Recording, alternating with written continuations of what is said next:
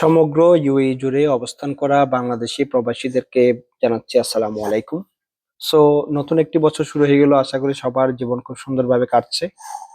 আর আপনারা জানেন ইউএই তে যে ভিসা রিলেটেড এমএনএসটি বা সাধারণ কমার প্রকল্পটি ছিল 4 মাসের জন্য, সেটা গত সপ্তাহে 31শে ডিসেম্বর শেষ হয়ে গেল।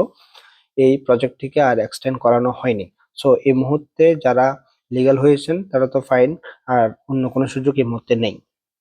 সো প্রাপ্ত তথ্য অনুযায়ী দেখা যাচ্ছে প্রায় 2,34,000 সমগ্র পৃথিবী জুড়ে যে সমগ্র ইউএই জুড়ে যারা আছে বিভিন্ন দেশের প্রবাসীরা, তারা এই সুযোগটি লুফে নিয়েছেন। এবং 2,34,000-এর মধ্যে দেখা যাচ্ছে 54,000 আউটপাস নিয়ে ইউএই এক্সিট করেছেন, আর বাকিরা বিভিন্ন জবে লিগ্যাল ওয়েতে ট্রান্সফার হয়ে নিয়েছেন। সো এই মুহূর্তে যেটা চলছে, 31 তারিখের পরে প্রচুর পরিমাণে অভিযান এবং ইন্সপেকশন চলছে, সমানে ধরা হচ্ছে এবং ডিপোর্ট করা হচ্ছে।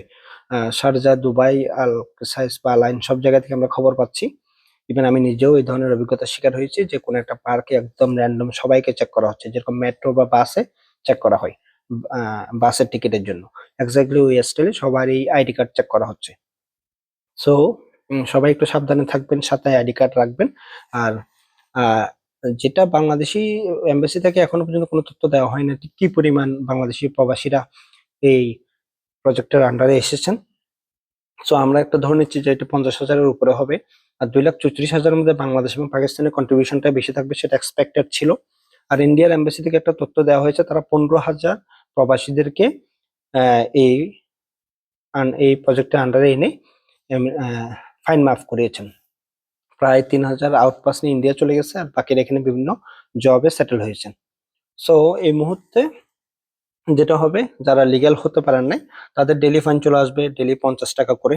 আর যারা বিভিন্ন লাইসেন্সধারী আছেন তাদের জন্য একটা ওয়ার্নিং হচ্ছে, আপনি যদি ইলিগ্যাল কোনো এমপ্লয়ি হায়ার করে আপনার ব্যবসায়ী অথবা অফিসে কাজ করান এবং এটা যদি কোনোভাবে ইন্সপেকশনে ধরা পড়ে, তাহলে মিনিমাম 1,00,000 দিরহাম আর সর্বোচ্চ 10,00,000 দিরহাম পর্যন্ত আপনার ফাইন হয়ে যেতে পারে। আর এই ধরনের ইন্সপেকশন ঠিক কতদিন এভাবে কড়াকড়ি ভাবে চলবে আমরা এখনো পর্যন্ত জানি না। সো সবাই একটু সাবধানে থাকবেন। আর এই মুহূর্তে ভিসার ব্যাপারেও তেমন কোনো আপডেট নাই। টুরিস্ট ভিসা হয়তো বা জানুয়ারির মাঝামাঝি শেষের দিকে আহ, চালু হতে পারে। আর আহ, অন্য কোনো যদি আপডেট থাকে ভিসা রিলেটেড আমাদের কাছে, তাহলে আমরা অবশ্যই আপনাদেরকে জানিয়ে দেবো। আসসালামু আলাইকুম।